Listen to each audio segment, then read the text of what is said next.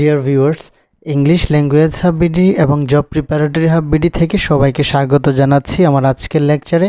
আমার আজকের লেকচার হচ্ছে solution to English questions with explanation. আজকে আমি নিয়ে এসেছি 11th BCS এর কোয়েশ্চেনগুলোর সলিউশন। তো ভিউয়ার্স, আমার দুটি ফেসবুক পেজ এবং ইউটিউব চ্যানেলে লিঙ্ক দেওয়া আছে, আপনারা পেজ দুটিতে লাইক দিন এবং লিঙ্কটি সাবস্ক্রাইব করুন।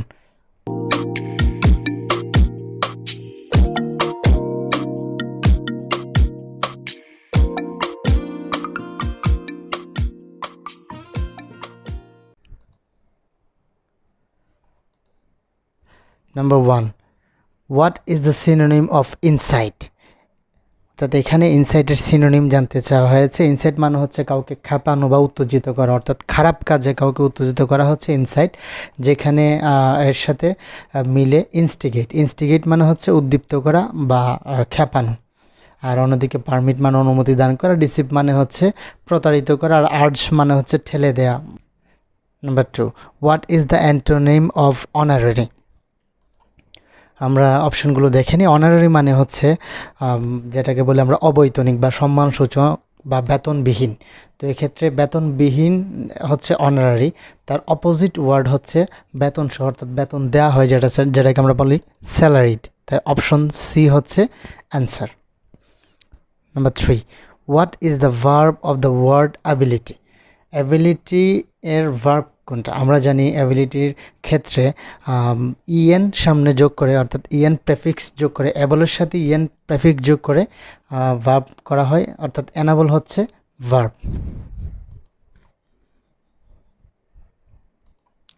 Number 4. Who is the poet of the Victorian age?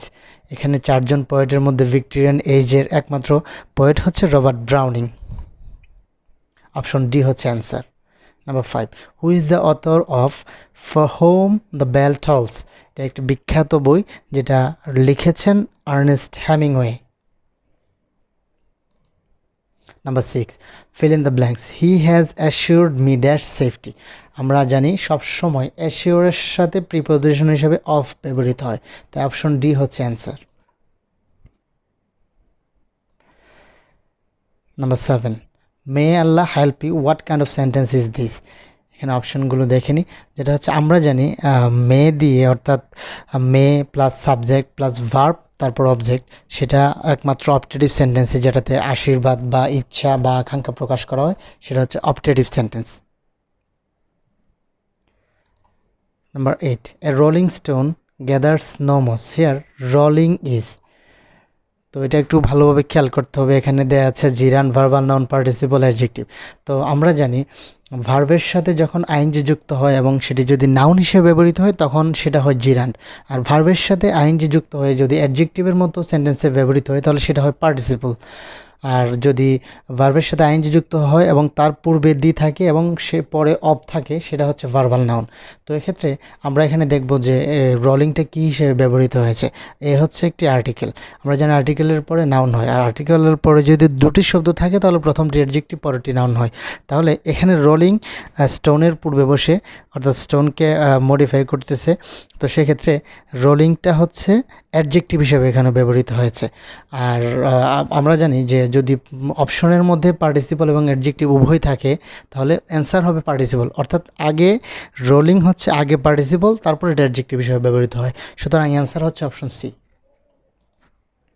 Number 9. He has been ill dash Friday last, fill in the blanks. এখানে আমরা জানি যে প্রেজেন্ট পারফেক্ট টেন্সের ক্ষেত্রে বা প্রেজেন্ট পারফেক্ট কন্টিনিউয়াস টেন্সের ক্ষেত্রে সিন্স অথবা ফরের একটা ব্যবহার আছে। আর যদি নির্দিষ্ট সময় থাকে তাহলে সিন্স ব্যবহৃত হয়, আর অনির্দিষ্ট সময়ের ক্ষেত্রে ফর ব্যবহৃত হয়। ফ্রাইডে লাস্ট অর্থাৎ গত শুক্রবার হতে, অর্থাৎ একটা নির্দিষ্ট করে বলা আছে, তাই এখানে অপশন এ হচ্ছে answer. Number 10. Which is the noun of the word beautiful? আমরা জানি বিউটিফুলের নাউন হচ্ছে বিউটি। অপশন বি হচ্ছে অ্যান্সার। Hold water means.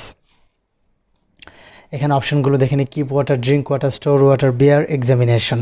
মূলত হোল্ড ওয়াটার মানে হচ্ছে যে টিকে থাকা বা কোনো কিছু চালিয়ে যাওয়া অথবা ধারণ করা, এটা বিভিন্ন অর্থে ব্যবহৃত হয়। এক্ষেত্রে টিকে থাকা বা পরীক্ষা চালিয়ে যাওয়া, সেই অর্থে বিয়ার এক্সামিনেশন হচ্ছে এখানে অপশন সি হচ্ছে answer. Number 12, out and out means, আমরা জানি আউট অ্যান্ড আউট মানে হচ্ছে সম্পূর্ণরূপে, কমপ্লিটলি, এন্টায়ারলি, থরোলি, এখানে দেয়া আছে থরোলি, তাই অপশন বি হচ্ছে answer. Number 13, choose the correct sentence.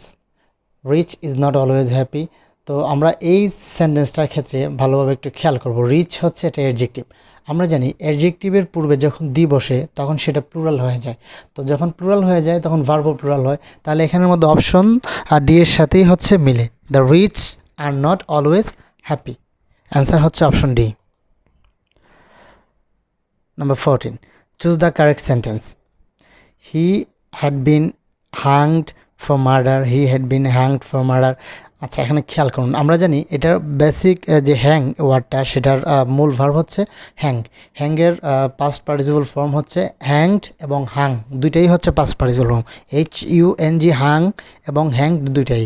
তো হাং মানে কোনো কিছু ঝুলিয়ে রাখে এমনিতে, HUNG যেটা, আর হ্যাংড মানে হচ্ছে ফাঁসিতে ঝুলিয়ে মৃত্যুদণ্ড কার্যকর করা, তো সেই অর্থে অপশন সি হচ্ছে answer. He was hanged for murder, এটা প্যাসিভ ভয়েস আছে সেন্টেন্সটি, তো অপশন সি হচ্ছে অ্যান্সার। Number 15, syntax. সিনট্যাক্স মানে হচ্ছে বাক্য গঠন, বা আমরা যেটাকে বলি যে গ্রামারের একটা অংশ যেটা সেন্টেন্স বা বাক্যের গঠন নিয়ে আলোচনা করে, তাহলে এখানে হবে সেন্টেন্স বিল্ডিং, অপশন বি হচ্ছে answer. Number 16, justice delayed is justice denied, একটা বিখ্যাত উক্তি, যে উক্তিটি স্টেটেড বাই গ্ল্যাডস্টোন।